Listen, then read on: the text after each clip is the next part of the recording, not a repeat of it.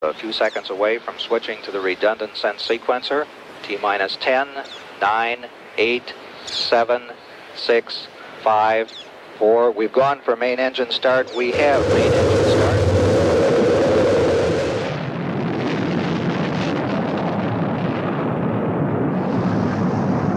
Ladies and gentlemen, rock and roll.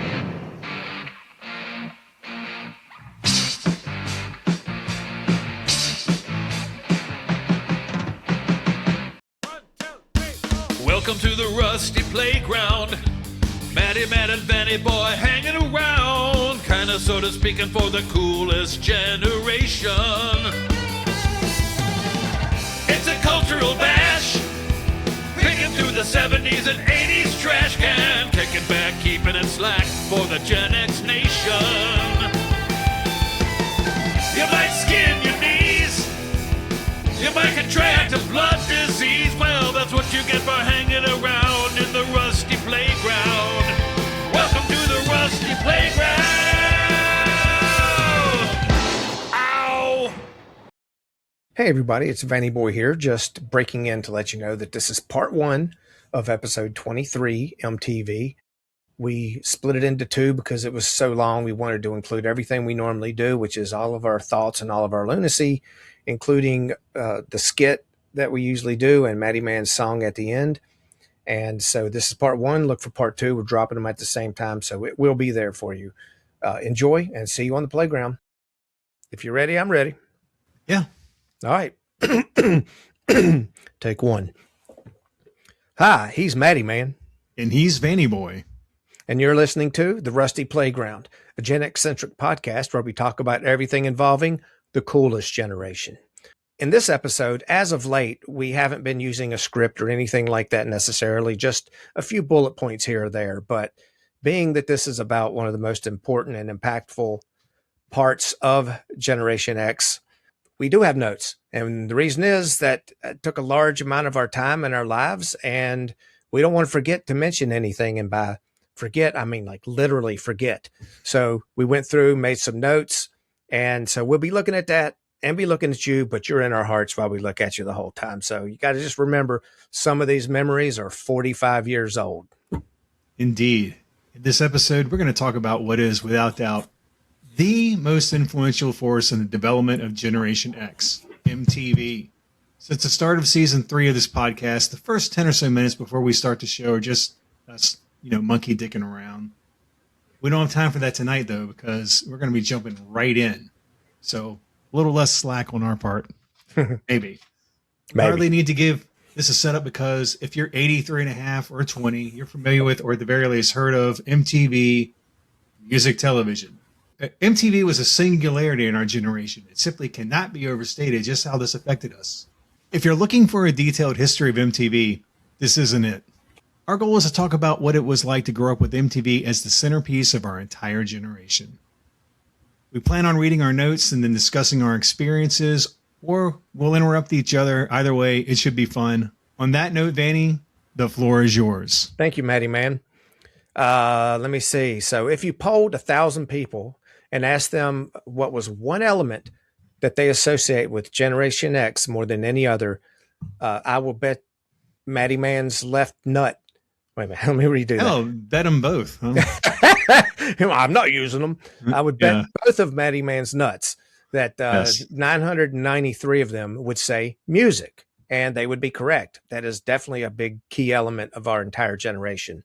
And that isn't just us saying it. It's the truth. And nothing had more of an effect on music than MTV.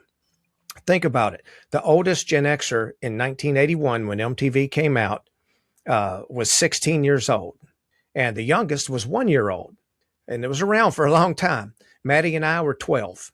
The gist of it all is that early in the 80s, more and more people were getting cable television, moving away from the 3-network system. Many cable companies were desperately looking for content, any kind of content. It actually sounds like the kind of YouTube and internet and all kinds of, it's kind of the same now.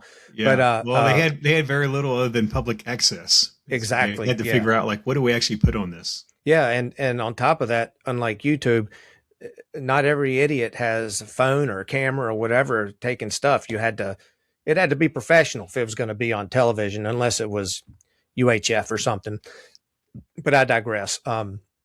So on August 1st, 1981, a new network launched, and I do mean launched, literally, in a scene that would become ingrained in our brains. The first thing on MTV was a vignette of the space shuttle, and it had its 30-second sequence on it, counted down, followed by the Apollo mission moon launch, famous, you've seen it. Then it had Neil Armstrong as he's coming down the ladder, and when he jumps, instead of small step for a man, giant leap for mankind, they say, ladies and gentlemen, rock and roll, followed by the planted flag with the MTV logo on it. Iconic as hell. And if I did it right, you will probably have seen that at the beginning of this video, we'll throw a few more things in this video because MTV was such a visual medium. So I want to add that here. Yes. Instead of just us talking heads. Right. Hey, exactly. Talking Heads. One of my favorite videos we'll get into, hopefully. Oh, cool. Burning down the house. Yeah, that was cool. Wildlife or Wild Eyes. What was it? Wildlife, right? I like that. Wildlife. It was actually part of the movie that he put out at one point, I guess in 85, True Stories. I think that was the first time I ever saw John Goodman. But anyway, I digress. Again, so MTV, their mission was simple. Play music videos. That's all they wanted to do. Basically, be a free-form rock radio station, but only on TV. And instead of just records, you'd play music videos. They covered music news. They interviewed bands. They played music videos. It was all about music. And then they played some music videos. So and then that's what they wanted to do, was play that. Yeah. That's literally all they did at the start. But later, they became much, much more than that. And for that... For good or ill. For good or ill, that's right. Mostly good, then later ill. But I digress. Mattyman, let's take them on a ride. Oh, absolutely. In the beginning, it was really a case of, we don't have a lot of videos, so let's show the ones we have. Record companies were reluctant or even outright refused to pay for videos to be made. But by 1983, it was obvious to everyone that a good video could turn a mediocre song into a #1 hit, so the race was on. For better or worse, due to MTV, music videos went from vanity projects to something that could make or break the success of a song or even a band. The greatest example of the power of a good or bad video is the video for Rock Me Tonight by Billy Squier. Squier had it all. He had an awesome name. He had an awesome look. He seemed really, really cool. And best of all, his music was rocking and ballsy, but maybe not metal, but certainly hard rock, like Meat and Potatoes. He had all the stuff. Yeah. He had all the goods, checked all the boxes. And all that went away with the debut of the Rock Me Tonight video. Ugh. Maybe that should be a clip.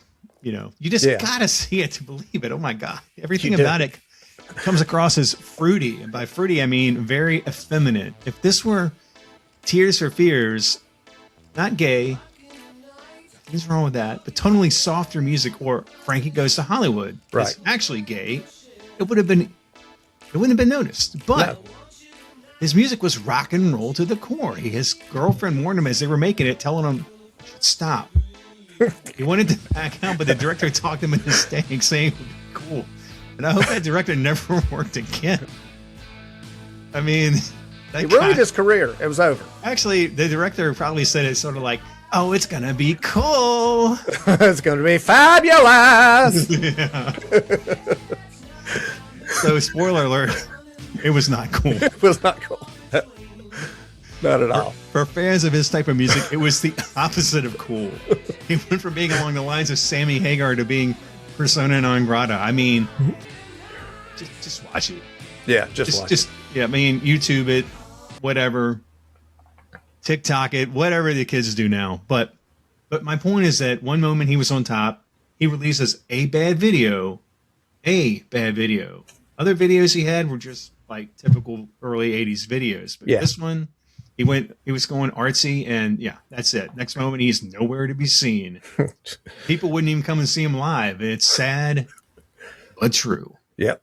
Anyway, The videos were presented in interviews run by VJs, or you may think video jockeys. For a long time, MTV only had 5 VJs, each fitting an archetype that different people could relate to. The VJs, Nina Blackwood, the bombshell vixen, Mark Goodman, the affable everyman, True. Alan Hunter, the popular jock, Didn't know he was a jock, but okay. J.J. Jackson, the hip radio veteran, and Martha Qwinn, the girl next door. It's interesting that you put these together because it's almost verbatim of what I would have said. Definitely Martha Qwinn, the girl next door. Yeah. And, you may think, oh, well, girl next door. How exciting can that be when you got Nina Blackwood? Let me tell you, I guarantee you, like 8 out of 10 guys are probably like, oh, my God, the biggest crush on Martha Qwinn. Martha Qwinn, for sure. That's my 2 cents. Make it 4 because there's my 2. Yeah, actually, we'll make it 5 cents because there's no pennies. Anyway, Right. J.J. Jackson had a great quote. J.J. Jackson, the quote is, for years, we all heard people say, where's the next Beatles? Where's the next Beatles? Is there ever going to be another Beatles? Maybe it wasn't going to be a band. Maybe it'll turn out to be MTV that will bring this whole new excitement to the music industry again. The viewers, it seemed like a live show, but it wasn't. It was recorded and edited during a regular work week. The VJs would also go to live shows and events, recording segments and interviewing bands and celebrities. Let's not forget Kurt Loder. While not a VJ, he presented MTV News. He was our Walter Cronkite. If you're watching a video and Kurt pops in, some bad shit just happened. Yeah. Now, one thing about this is that, I didn't know that what they presented, what we're watching, wasn't like them sitting there live doing it. I never realized, when I was a kid, that they had recorded these things and then they would bring them in, because a lot of times they kept flubs and stuff in. It added a lot of flavor to it, and it gave a real sense of anything could happen. Well, I'm guessing they probably did a bunch of segments throughout the week. Like you run whatever videos in an hour format, and then you'd go, okay, now we're going to do the next hour. I saw a thing where it showed this was around 83, so it was really starting to kick in. And so I was watching one, how MTV's run, and they were bragging about having a computer that kept up with all their stuff. And it showed, it was basically, each video had its own ID number, and they had it set up to where, at this time it starts, at this time it stops, at this time it starts, at this time it stops. You talk here, we bring in the news. It was all set up like it was programmed like any other station, but it just didn't feel like just any other station when you were watching it. January 6, 1982. MTV is new, and people are starting to notice, including 2 12-year-old boys 170 miles away from each other. Matt, turn that garbage off. You've been in this room watching this rot for 3 days straight. I'm not emptying out any more piss bottles. But Mom, you just don't get it. Being able to watch these artists and hear their music at the same time helps to spur my creativity. For example, I want to write a story based on an idea I had while watching Huey Lewis in the News' video for Do You Believe in Love? Oh, what? Okay, what's it about? Well, it starts off with 6 guys lying in bed with a beautiful blonde and... What? Matt, you've just turned 12. That's really inappropriate. What do you mean? 6 guys totally clothed in a bed with a sleeping woman asking her if she believes in love is wrong? Yes. Okay. What about an idea I had based on the Toto video for the song Africa? Toto's fine. What's your story about? Well, it starts out with a 19th century explorer going to learn about the good people in Africa and how they have reigned that is blessed. Oh, well, that's sweet. Does your character go and help them build wells and modern irrigation for food? I haven't gotten that far in the story yet. I just went with what the video shows. A white explorer meets up with some barefoot Africans with spears and feathers as they... Matt, no. This isn't good for you anymore. Music is made to be listened to, not seen, unless you're tripping balls. Tripping balls? Forget it. Listen, you're going outside whether you like it or not. I'm going out of town for about 12 hours, so you need to take your little brother outside and run around until I get back. You better be outside when I leave in 5 minutes, mister.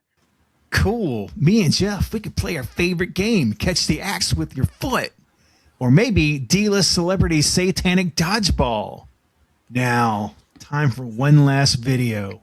Oh, cool. It's the video for the new Olivia Newton-John hit, Physical. This clever little vignette makes me feel really, really creative. Now, time to make my masterpiece. I've heard the word vignette somewhere. Oh well, time for art. Meanwhile, the same day in Roanoke. Van, I thought you came over to spend time with me and watch 14 hours of baseball while I nap and claim to just be resting my eyes. I did, Papa, but I didn't know you had this new channel called MTV. It's amazing. That's not how I would put it. How would you put it? All I see are a bunch of long-haired rock and roll junkie devil worshippers. You mean like Pat Benatar, Hall & Oates, and Quarter Flash? Yes. They don't have long hair. Listen, this new medium is something that just strikes me. It makes me want to create. It spurs my imagination. I relate to the fun themes of the videos, and I want to be an artist, and this is good for that. Oh, I got something to strike you. The only thing that seems remotely good for you is looking at these pretty girls. Like her, for example. That's Adam Ant, Papa. Listen, I just don't want you getting your mind rotted by a bunch of Nancy boys, you know? Fancy lads. Don't look like you don't know what I'm talking about. Homosexuals, boy. I won't, Papa. I'll avoid all the guys who write songs to get girls. Gay wads like Rick Springfield, Loverboy, and Duran Duran, and stick with the real straight bands like Joan Jett and Judas Priest. Listening to a priest, huh? Well, okay, that's good. You can watch for a few minutes and come down and watch some baseball. Okay, Papa, be right there. Just one last video and I'll take a break. Let's see what J.J. Jackson has for me this time. Oh, good. The Jay Giles Band, Angel is a Centerfold. Let's see where this takes my imagination. Tell us more, Van. Tell us more. Okay, so I Want My MTV. That was undoubtedly one of the most successful and recognizable ad campaigns of all time. It was perfect because it's not like they made MTV and poof, everybody had it. You had to call up your cable provider and be like, hey, I want my MTV. Literally. So enough people would complain, they bring in MTV so you could watch it. Luckily, eventually enough people did it where it was ubiquitous. Mm-hmm. I didn't know anybody.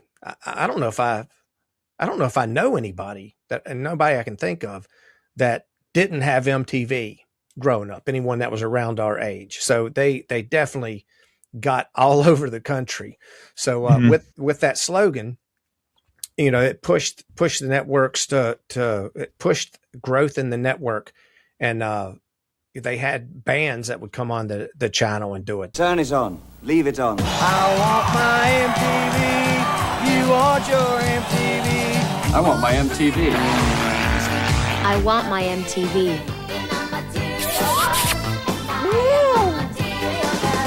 They had just like little PSA type things in between videos and stuff. I think it was a lot like anything that starts off, you don't have a lot of people on board, but as it becomes popular, then everybody wants to do it. Right. And I'll give a couple of examples. In the 60s, you had the Batman TV show. Mm-hmm. You know, it's just a campy, goofy thing. But when they would climb the wall, there would be the window opens and there'd be the celebrity of the week. Sammy Davis Jr. or whatever. Right. And so it's first, they're like, what the hell is this? But then as it became popular, then everybody wanted to do that. It just became that was your thing. Like, hey, it's your kind of a next mark of celebrity. And so then in the 70s, the Muppet Show came out. Oh, yeah. And in the first season, we're talking like B-list, C-list type, stars. But by the second season, like freaking everybody's going on there. Yeah. Like Mark Hamill, they were doing Star Wars by then. Yeah. It's popular. Everybody wants on board. Right. And so that was sort of that critical mass, at some point everybody shows up. Of course, the one I remember more than anything was the Police. Yeah. Yeah. Sting. They were acting goofy because they didn't come across goofy. No. But you saw their personality Yeah. You saw they had a sense of humor about things. And of course that line will show up later. Yeah. Sung by Sting. Yes, it does. Actually, in about a few seconds, they had. I want my MTV PSAs. They had a bunch of them, but for the most part, here's the most probably the ones you saw the most if you watched MTV.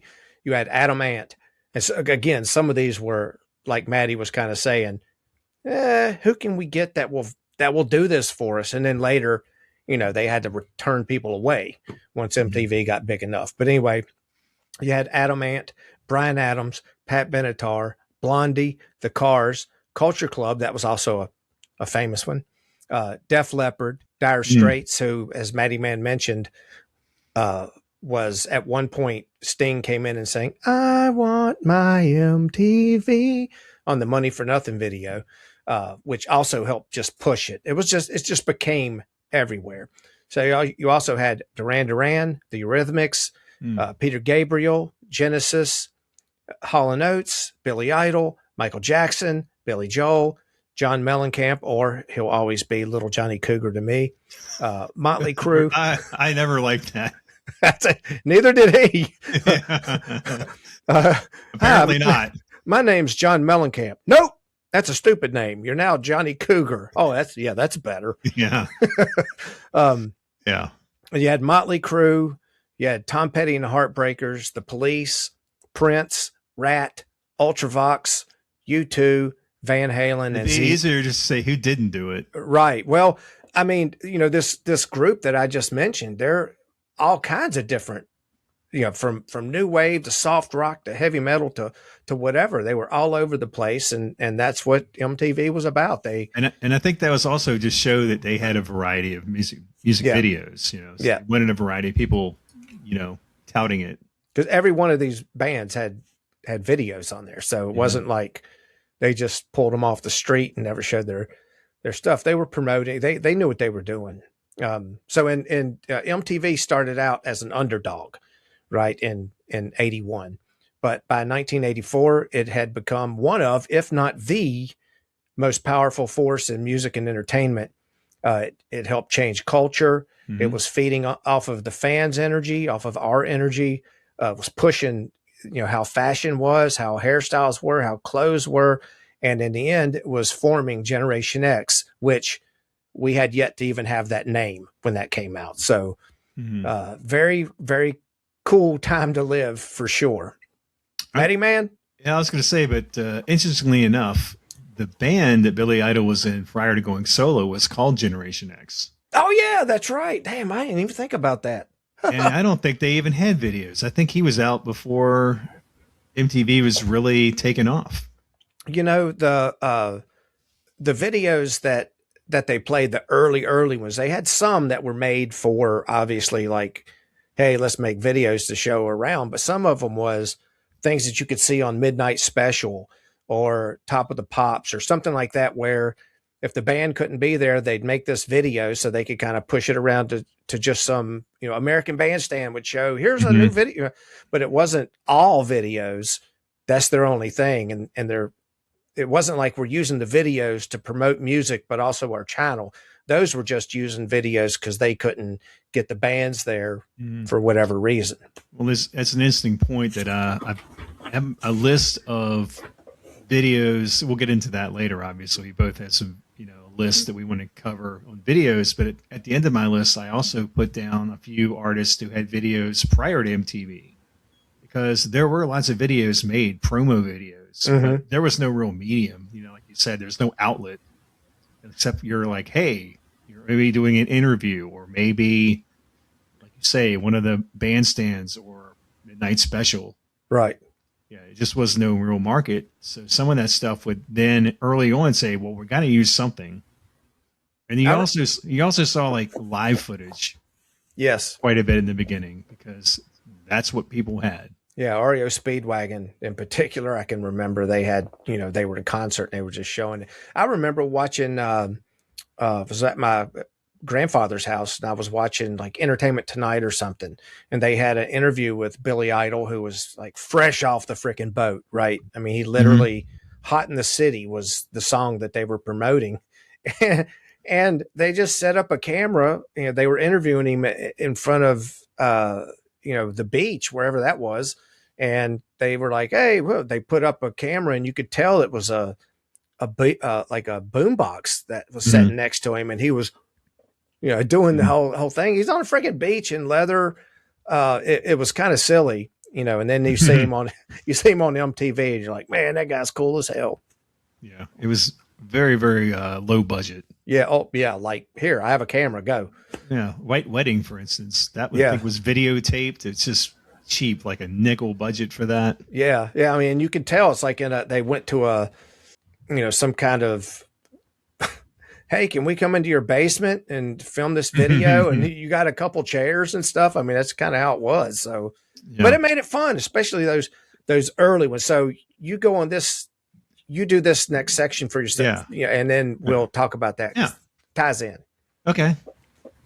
MTV could be broken up into sections divided by groundbreaking events, either groundbreaking because of the content or because of some cultural event.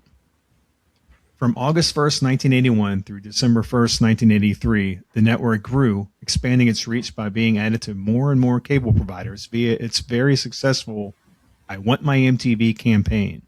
With staples like Duran Duran, Pat Benatar, Cyndi Lauper, Rick Springfield, The Police, Journey, Eurythmics, Phil Collins, Toto, Men Without Hats, Culture Club, A Flock of Seagulls, Judas Priest, among many, many others, MTV drove the radio stations as much as the radio stations drove MTV. Yeah. But on December 2nd, 1983, something would happen that would change MTV, the music industry, the budgets of music videos, and the cultural impact of MTV forever. The Thriller video was launched. It was a big deal, folks. Thriller wasn't just a video. It was the video.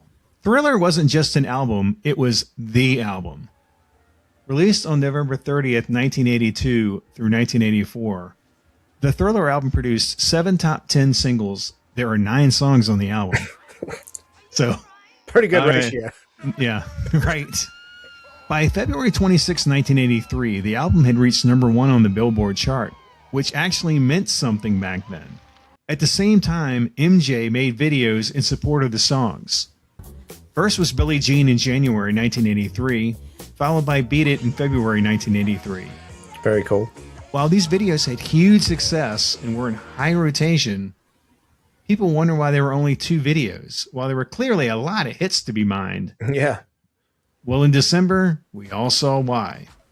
The Thriller video wasn't just a video for a song. It was a mini movie directed by actual, real-life, big-time Hollywood director John Landis. It was 14 minutes long and had special effects, makeup, actors, and until that time, unmatched choreography. Landis included a behind-the-scenes video as well. It had the same effect on music videos that sound had on movies. Everything after that was different. All music videos after that were to be compared to Thriller. Yeah. It turned Michael Jackson into the most famous person on the planet. On the planet. On the planet. Yeah. As big as Elvis, as big as the Beatles. Everybody knew who he was. Mm-hmm. MJ and MTV were never the same. All our friends were talking about this. We've all seen it 200 times. People today still learn the Thriller dance in schools, prisons, and just for shits and giggles. And all I got to know is shits and giggles, we miss you. You got to come back out, man. Yes. He's a clown. We miss you, buddy. The Thriller album is the undisputed best-selling album of all time. Yeah. Best-selling, undisputed, big, with an estimated 110 to 121 million worldwide record sales. And with the current state of the music industry, it always will be. Yeah, that's never going to be broken.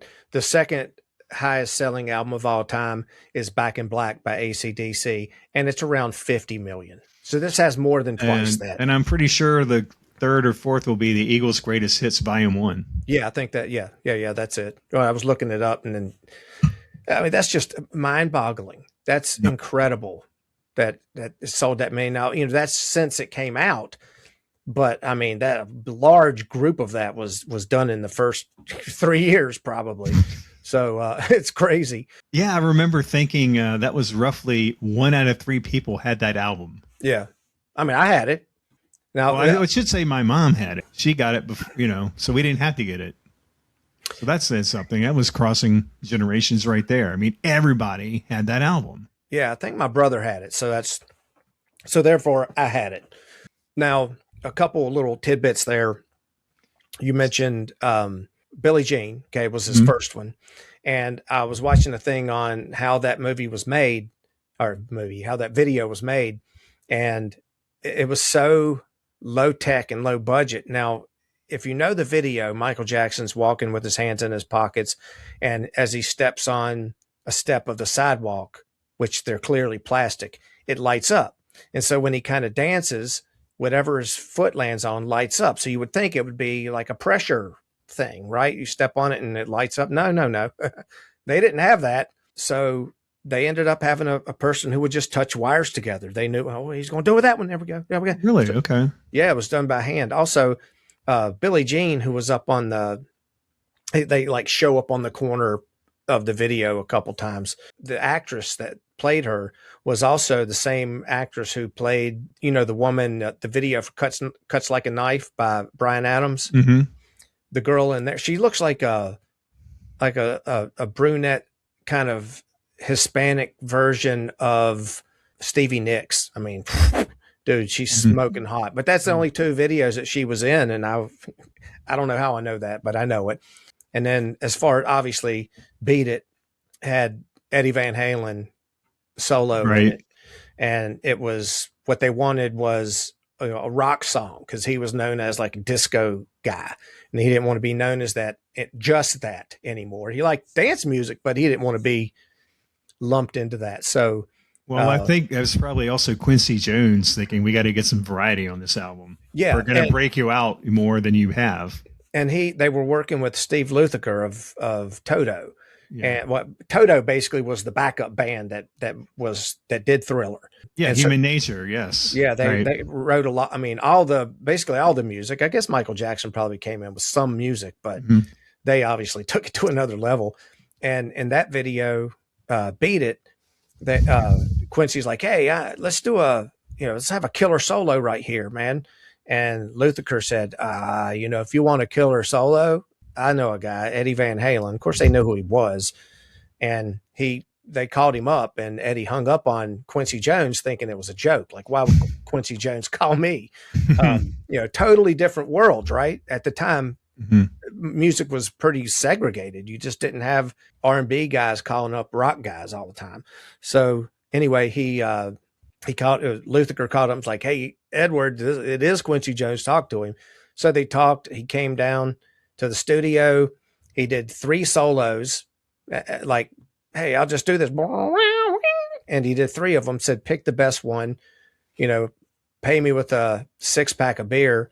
And also when they went to lunch, Eddie stayed there and helped to kind of produce how to make the sound flow better from all these things in a rock way, because that's what they were looking for, was rock. And Edward didn't tell anybody because they were on a little break from Van Halen in between albums and tours, and they had a deal with each other that, hey, we won't do side projects. We're not going to do any solo stuff. We're a band. And but he was doing Lukather a favor. He didn't think it was a big deal. And, he thought to himself, I mean, nobody's ever going to hear me on this, young black kid's album. Right. And it turns out to be the biggest album of all time by far.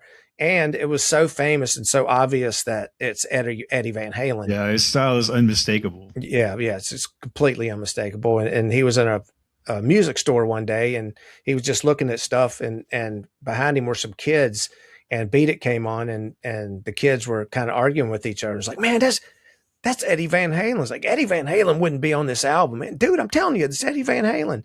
And Eddie walked by him and said, yeah, it's me. And then walked away, and they were just stunned. I always loved that story. But I mean, there was a long time between those two and Thriller.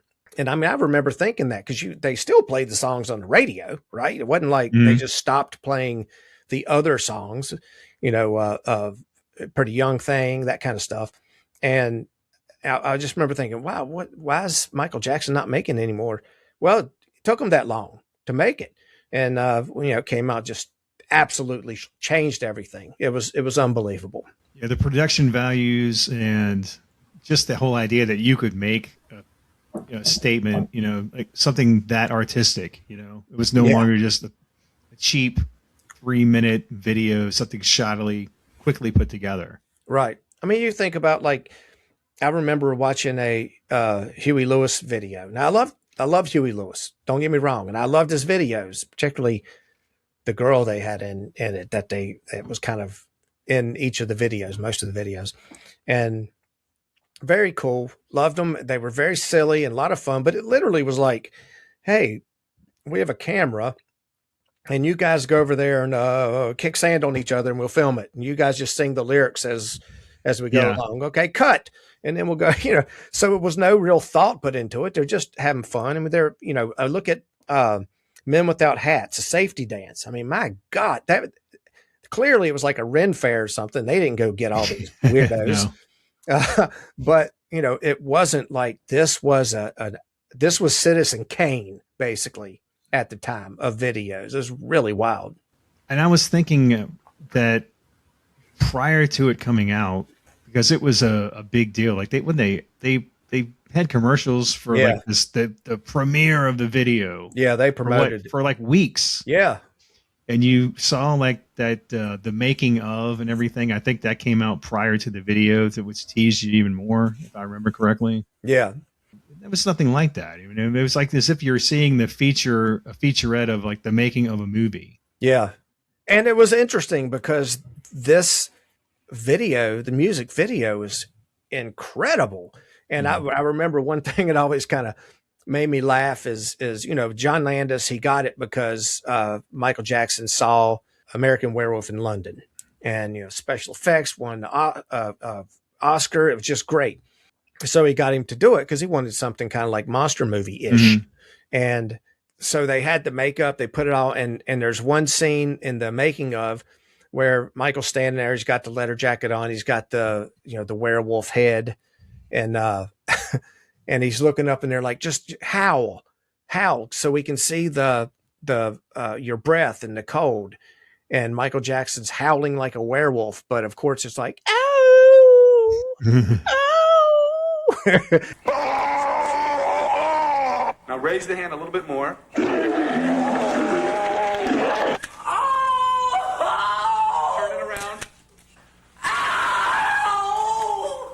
It was like, I'm glad they added the werewolf sound to it, because it would have taken you out of it a little bit. Yeah, a little bit. Yeah. So pretty wild, but it was a big deal, folks. What we decided to do was to break our presentation basically up into chunks. Like we said earlier, it was this way, and then this happened, and then now MTV was this way. And it had quite a few of those, and that's what we're covering. Watershed moments. Yeah. And another one that came up, and I gave myself this one because Matty doesn't care about wrestling, although he had the funniest line to ever be said about wrestling. And I will be Jim Ross, and Matt will throw in his comment, which was just simple, but it was perfect. So in it, Dustin Rhodes was being protected by his father, Dusty, as the Four Horsemen were just beating the hell out of him, dirty, cheat 4-on-2. And the guys just, he's crying, and everybody's all upset. And Mattyman said, "Where's security? Where's the police? Where's God?" Oh my God. We fell about the place, as, the song says, boys are back in town. It was just the funniest thing. We still use it Yeah. to this day. It's just a reference. Sometimes we just do them. I can't do Where's God? Where's God? Oh, man. I mean, just a... I mean, it's like, think of it in the vein of the poor reporter report on Hindenburg. Yeah. That's kind of what I was thinking about. Yeah, and wrestling was still at the point where they were, trying to pretend that this was totally legit. So these guys are murdering this father. Kayfabe or whatever. Kayfabe, yeah. So speaking in that vein, the next thing that was kind of a sea change in MTV, things were different after this, I should say, for two companies, not just MTV, is what was called rock and wrestling. It was a big deal. They had cartoons, they had all kinds of things. In October of 1983, Cyndi Lauper released Girls Just Want to Have Fun. Okay, we know it now as a staple, as a big hit. But, initially it didn't have a whole lot of success on the charts, just peaking at number 80. I mean, Cyndi had the MTV look, right? I mean, she was perfect for this medium.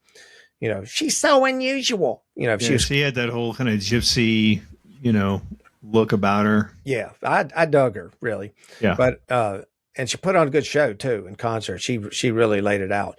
But because she was a little punky, but also pop. Anyway, so by chance, in late 1983, Lauper took a flight to Puerto Rico, where she just happened to be seated next to a guy named Captain Lou Albano, who was a wrestling manager for what was then the WWF, is now WWE.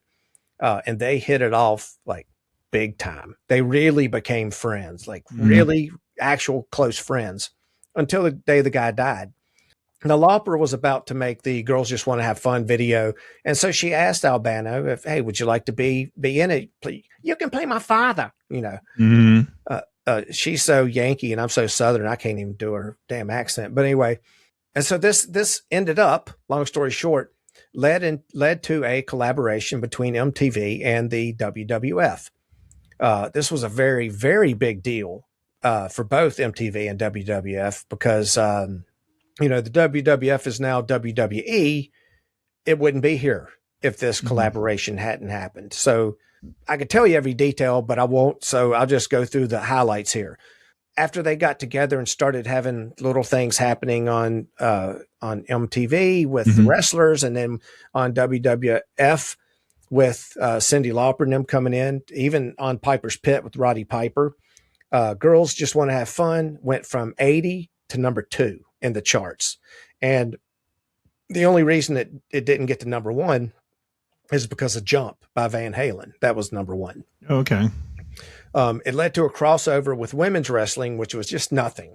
Now it's like women's wrestling is pretty big, professional wrestling, but then it was just might as well have been midget wrestling as far as they were concerned. But when they had that on MTV, because Cyndi Lauper was managing Wendy Richter and Lou Albano after they had a falling out, was managing Moolah, this other woman, and Cyndi was in her corner, and just it all built up. And they had the match on MTV for free. Of course, it was for free because there wasn't pay-per-view at that time. It drew the highest viewership that MTV had to that point in any way. So it was a big success. It brought over many wrestlers into the mainstream because MTV was pretty much right. That was the zeitgeist at the time. Yeah. So, hey, who are these guys on MTV? Kind of how they looked at it. Didn't that also kind of start where everybody had some popular song as their intro music?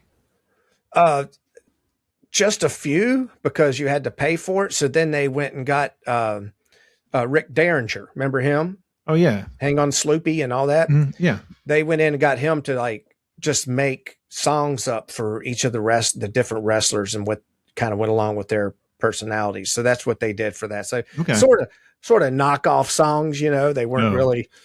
Also, what happened was it brought many wrestlers over who now are household names, but at the time they weren't. Even though, for example, Hulk Hogan, everybody knows who Hulk Hogan was, right? I mean, he's dead now, but at the time, he was the most famous wrestler in the world, but not a household name.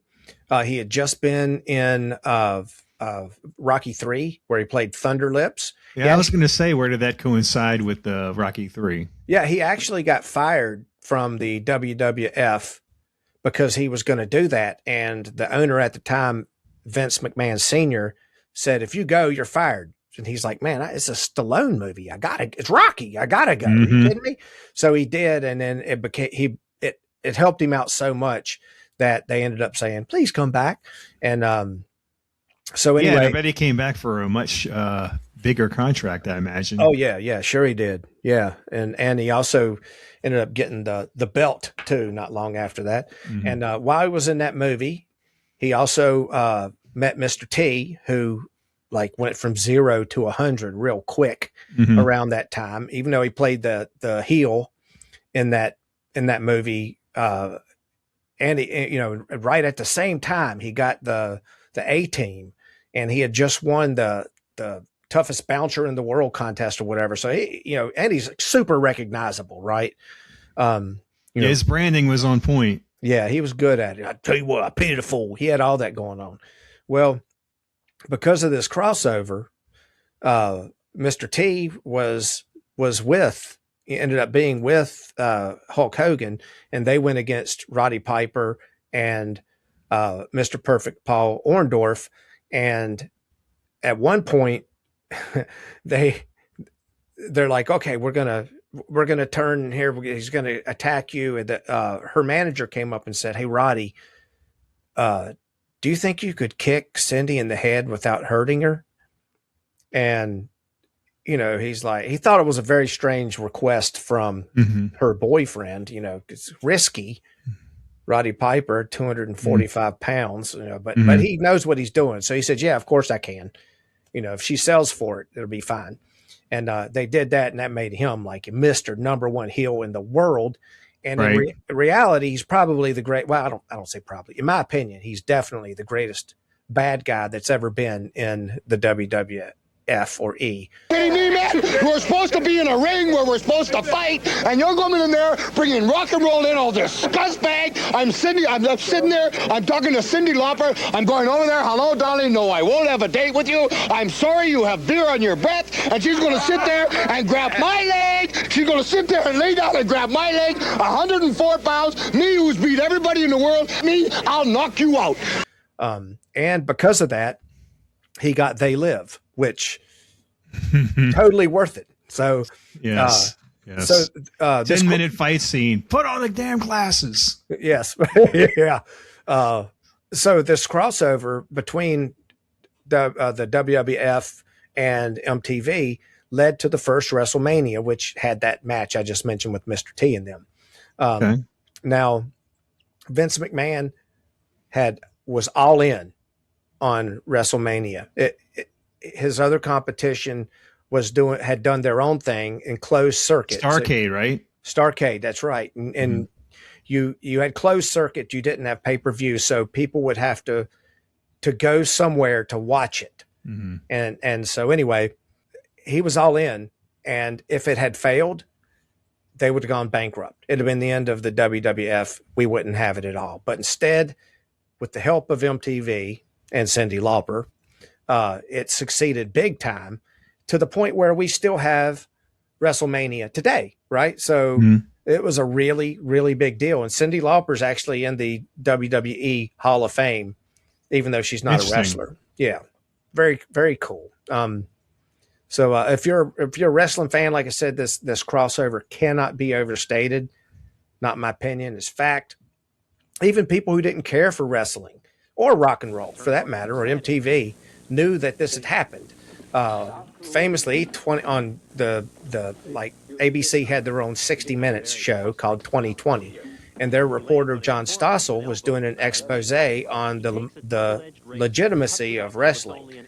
Not exactly sure. I like John Stossel, but I don't know exactly why. We knew the legitimacy of wrestling, did we not? We at least suspected heavily that it was a show. Even at that point, even though they were trying to make it out, and he did it where he did an interview with a wrestler who broke kayfabe, showed him the moves, showed him how they did it, showed him how they had razor blades, how they cut themselves. He laid it all out. Obviously, that pissed off the wrestlers. So he goes backstage and he's doing interviews with people. And he goes over to ask this one guy, hey, is wrestling fake? And the guy smacked him with an open hand shot and like knocked him down. And he goes, is that fake? And he gets up and he hits him again. And when he hits him the second time, he bursts his eardrum. So he's damaged for the rest of his life. And, rumor had it that Vince McMahon was like, hey, this reporter's here. He's nosing into our business.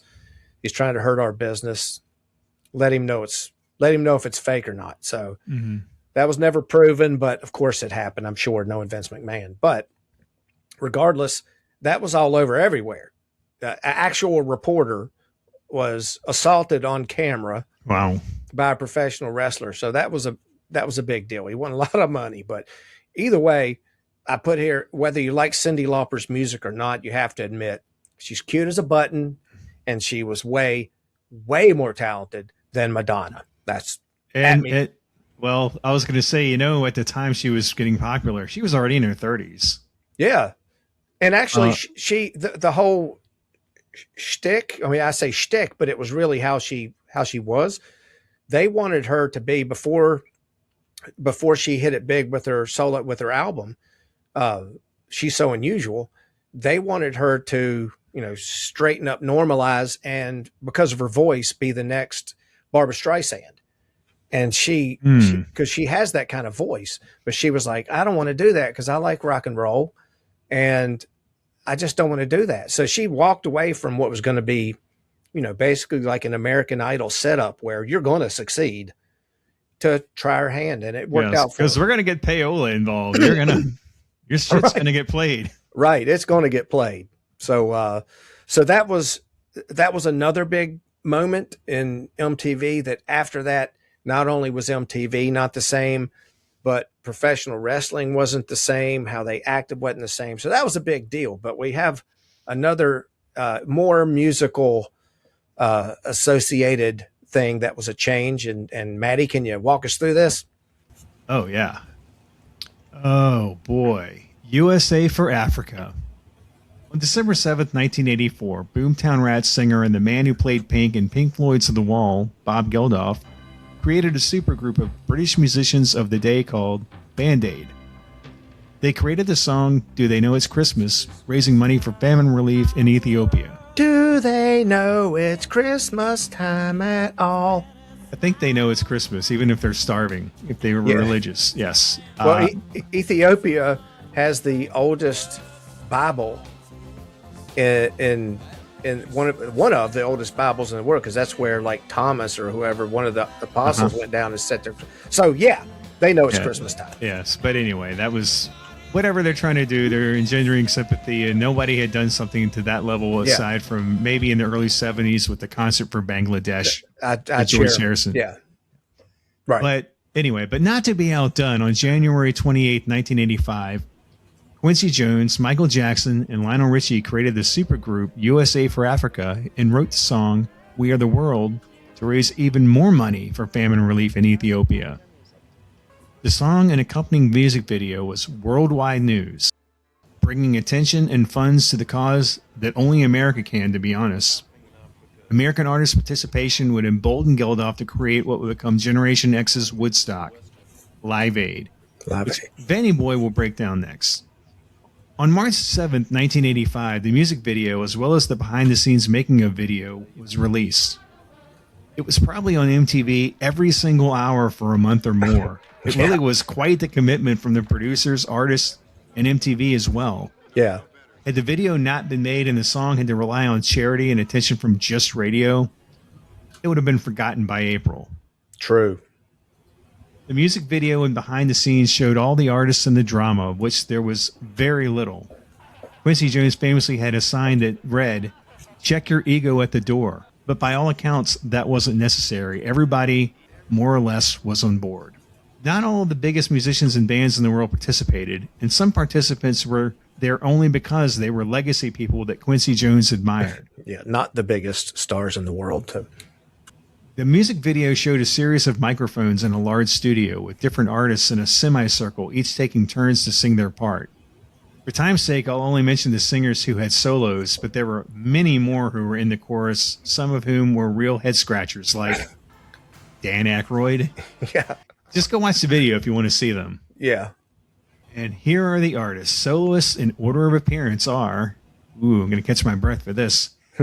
Lionel Richie, Stevie Wonder, Paul Simon, Kenny Rogers, James Ingram, Tina Turner, Billy Joel, Michael Jackson, Diana Ross, Dionne Warwick, Willie Nelson, Al Jarreau, Bruce Springsteen, Kenny Loggins, Steve Perry, Daryl Hall, Huey Lewis, Cyndi Lauper, Kim Carnes, Bob Dylan, Ray Charles.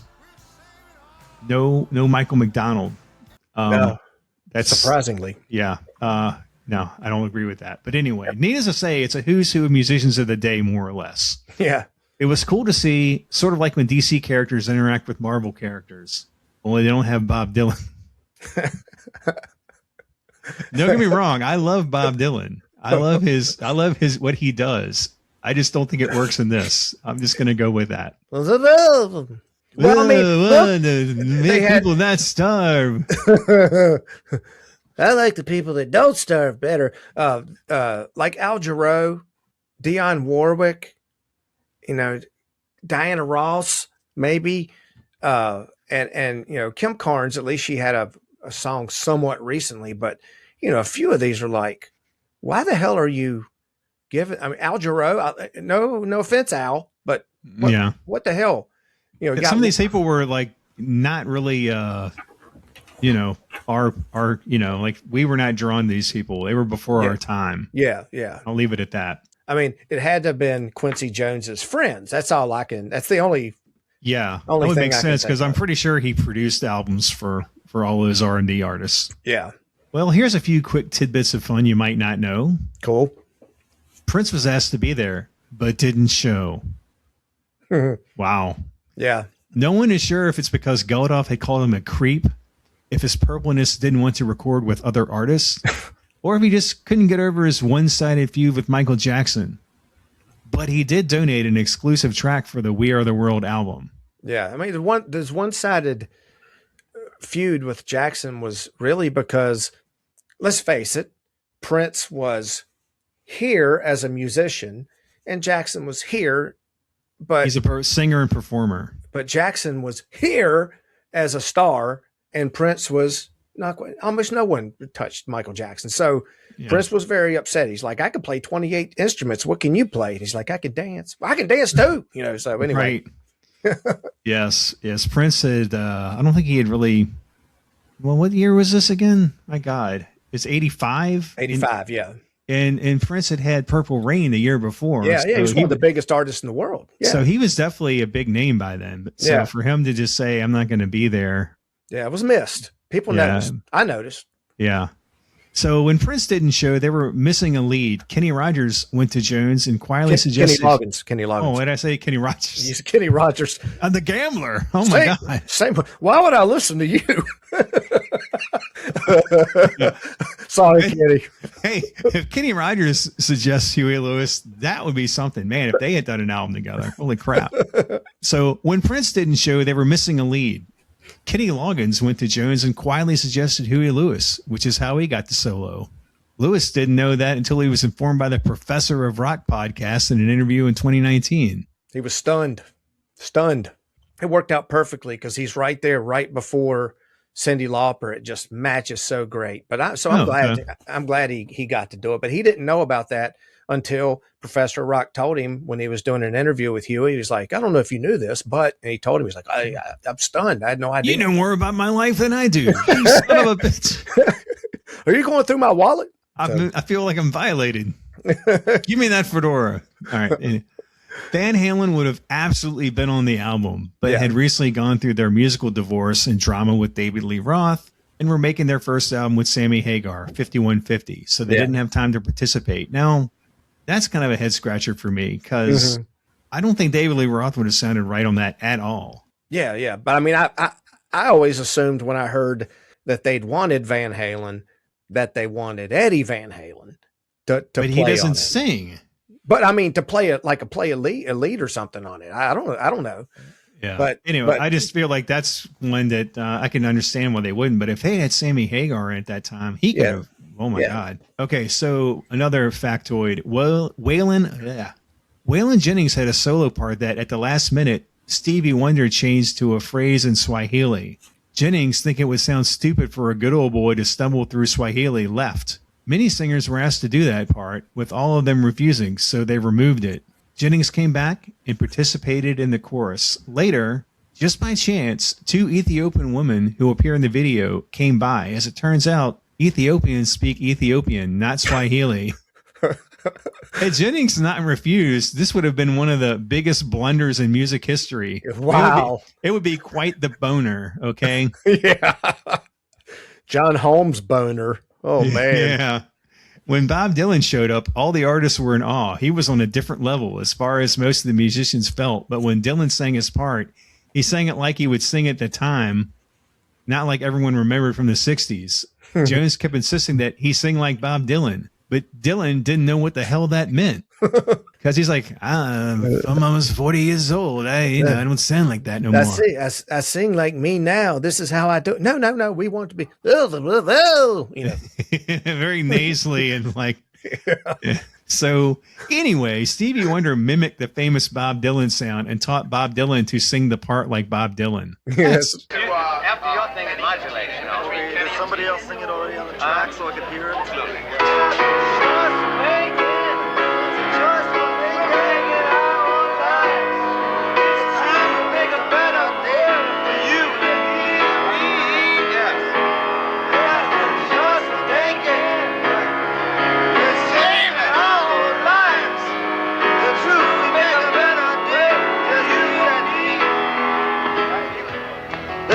Choice we're making, we're saving our own lives.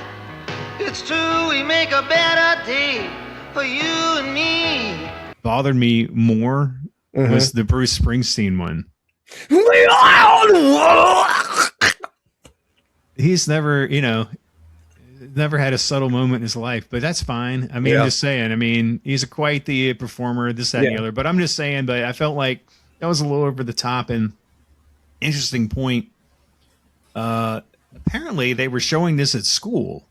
And Jeff came home and he was mentioning that, he had seen it in school. And when Bruce Springsteen started doing his gargling, everybody laughed. So, yeah. There's a part in the making of. So obviously when you hear it in the mix, right, in the song that we all know from the radio, it's still, he's gravelly, right? And he had just his shows are 3 hours long, and he had just come off Born in USA tour, and it was just he was a frog at that point. And but it's okay in the mix, right? Because they have him and Ray Charles. But when they had the behind the scenes thing, and you just hear him, he's literally like, "We are the world." We are the children. You may as well get Bobcat Goldthwait in there. We're the children. We are the children. We are the ones who make a brighter day. So let's start giving. There's a choice we're making. Yeah, we're saving our own lives. It's true, we'll make a better day, just you and me.